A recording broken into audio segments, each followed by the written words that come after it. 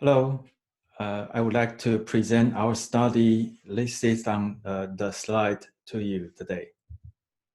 And we have co-authored Vincent, Steve, Damien, Amanda, and Sven.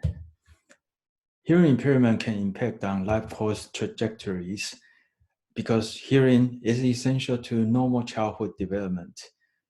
With hearing impaired early in life, there will be negative impact on developmental outcomes and in turn, educational outcome later in life.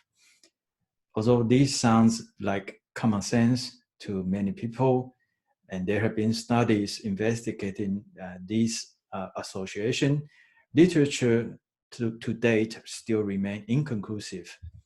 And we think one of the major reasons is the lack of audiometrically determined hearing ability of ample sample size.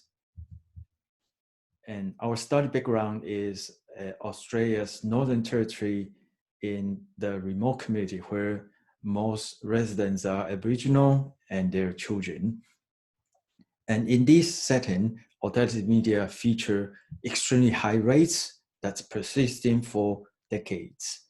And alternative media affect children early in life and tend to be persistent and progressive. And alternative media in this population is often associated with conductive hearing loss. And our hypothesis is that alternative media associated conductive hearing loss is in Aboriginal children is associated with poorer outcomes in these three outcome measures.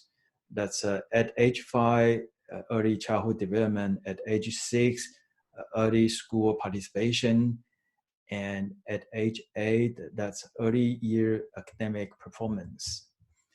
And we use remote hearing assessment data set that's recently become available.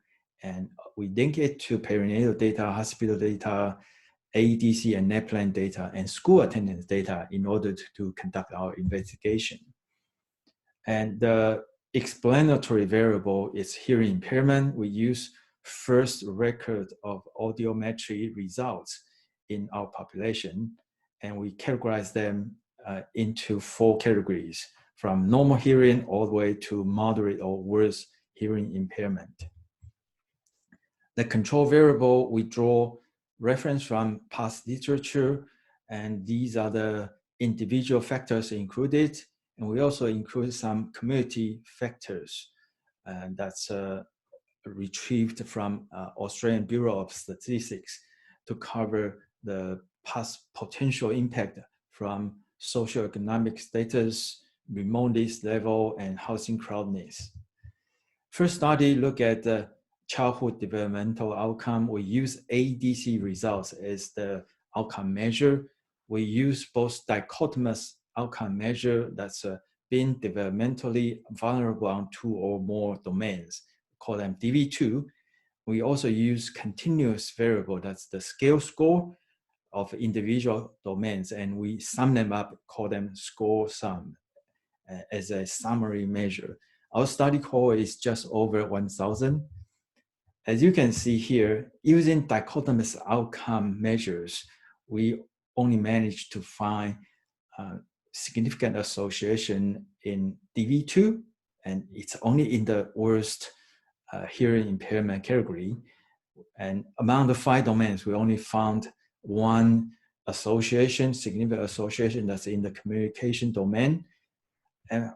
But at the same time, in using continuous outcome, that's scale score, we not only found a significant association in 2 categories of hearing impairment in the summary measure, that's a score sum. Among the 5 domains, we also find significant association in 3 domains. And the second study, we look at the impact on early school participation, that's year 1 school attendance. And the school attendance is calculated using number of school days attended in year 1 as numerator and 200 school days for year 1 as the denominator. Our study cohort is 3,744. And we found significant association between hearing impairment and poorer poor year one attendance in all three hearing impaired categories. And for the moderate to worse hearing impairment, the difference is 6 days, and compared to the average attendance of 122, that's about 5% difference. And if we include all the covariates on the graph, you can see that the effect size caused by other covariates are larger than the effect size of a hearing impairment. And this happens to all three studies. And that shows that although hearing impairment can cause differences, cause impact, but the effect size is smaller than other covariates included.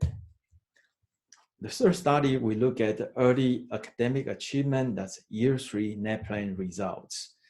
NAPLAN is an Australian national examination conducted in Australian schools for years 3, 5, 7, and 9. And our study data only included government schools. We use scale scores for each of the 5 domains in the NAPLAN, and they range from, the scale score range is from 0 to 1,000.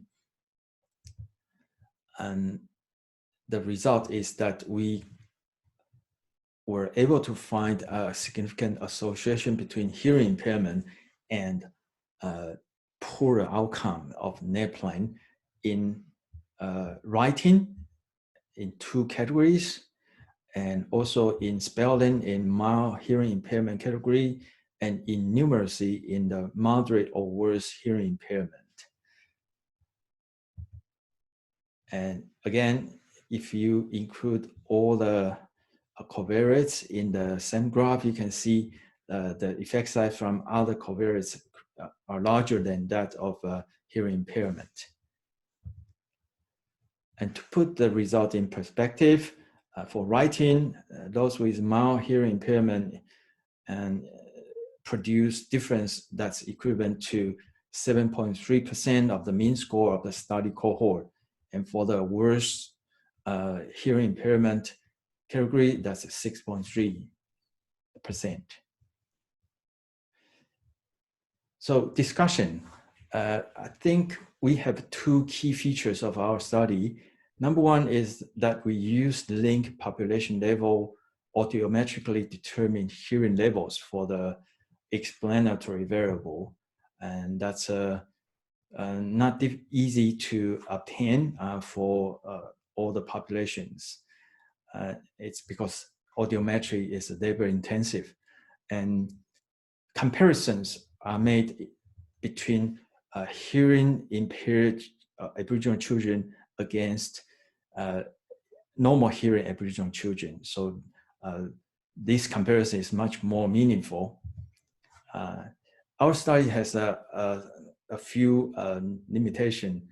I think the most important one is that we use first recorded hearings assessment for the explanatory variable, but in about half of the children in our study cohort, their first recorded audiometry happened after the outcome incident. But that's an assumption that we have to make for our study. And our conclusion is that audacity media associated hearing impairment negatively impact on all 3 outcome measures we investigated: early childhood development, year 1 school attendance, and year 3 academic achievement. And these results challenge the educational assumption some people hold that children with only mild to moderate conductive hearing loss do not need further educational support. And intervention to reduce audacity media can be expected to reduce both the disease and negative impacts. And hearing impairment is only one of the complex interplay of factors. And improvement requires a multi-sectorial collaboration. And all 3 studies have been published or recently accepted by journals. We'd like to acknowledge these organizations and agencies. Thank you.